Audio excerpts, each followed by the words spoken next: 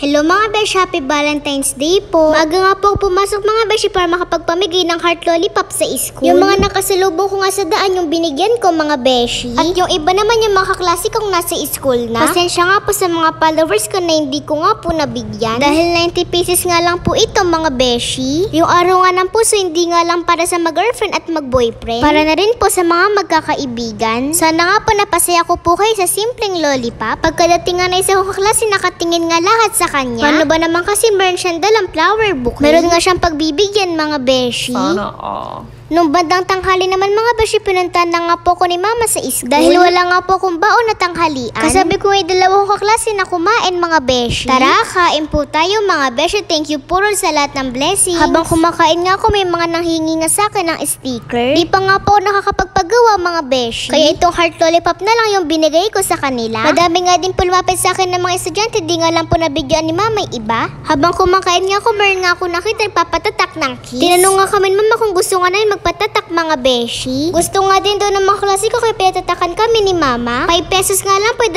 tatak mga beshi. Tigi isang tatak nga lang po, pinalagay namin mga beshi. Shoutout ko na nga din po to mga followers ko mga beshi. Na anak po ng kumare ni mama. After ko nga po magpatatak, meron nga po akong mga teacher na pinuntahan. I-share ko nga po sa inyo kung sino nga po yung mga teacher na pinuntahan ko. Binalikan ko nga po yung mga naging teacher ko mga beshi. Siya nga po yung naging teacher ko nung kinder, si Ma'am Sarah Lee. Sunod ko naman po pinuntahan yung naging teacher ko nung grade 1. Siya naman po si Ma'am Weni. Online class nga lang po ako ng kinder at grade 1 mga beshi. Sunod ko naman po pinuntahan yung naging teacher ko nung grade 2. Siya nga po si Ma'am Jocelyn. Next naman po yung naging teacher ko ng grade 3. Siya nga po si Ma'am Yvonne. Natouch nga po ako sa mga sinabi nila dahil iisa lang. Ay naalala ko ni Teya or ni Beshi mo Teya. Happy Valentine's po sa mga naging teacher ko. Sunod ko naman pong hinanap yung mga teacher ko ngayon mga beshi. Si Sir Jose Carlo nga po yung una kong nakita mga beshi. Di ko nga po makita dalawang subject teacher ko na lalaki. Sa Monday ko na lang po iaabot yun sa kanila. Yung mga advisor at subject teacher ko nga po nasa kantin to mga beshi. Kaya dito nga po naman sila pinuntahan mga beshi. Kitang-kita ko nga po yung nila sa simpleng chocolate na binigay ko. Lalabas na naman yung mga basher ko din na sip-sip daw ako. Hindi ba pwedeng naalala ko lang yung mga teacher ko? At gusto ko lang po sila mapasaya kahit sa simpleng bagay. Ganoon na rin po sa mga classmates ko. Tignan nyo naman sa simpleng lollipop lang masaya na sila mga beshi. Sana marami pa po tayong mapasaya mga beshi. Hindi ko nga rin din po ito magagawa kung hindi po dahil sa inyo mga beshi. Kaya maraming salamat po sa lahat na nakasubaybay sa pagbo-vlog ko. Thank you din sa mga basher ko. Birthday nga pa ng pinsan ko si Bia kaya binigyan ko ng regalo. Binili ko nga din siya ng paborito niyang ice cream mga beshi. Hindi nga kami kumain sa labas dahil puno nga po lahat ng kainan mga beshi. Kaya dito na nga lang po kami makikikain.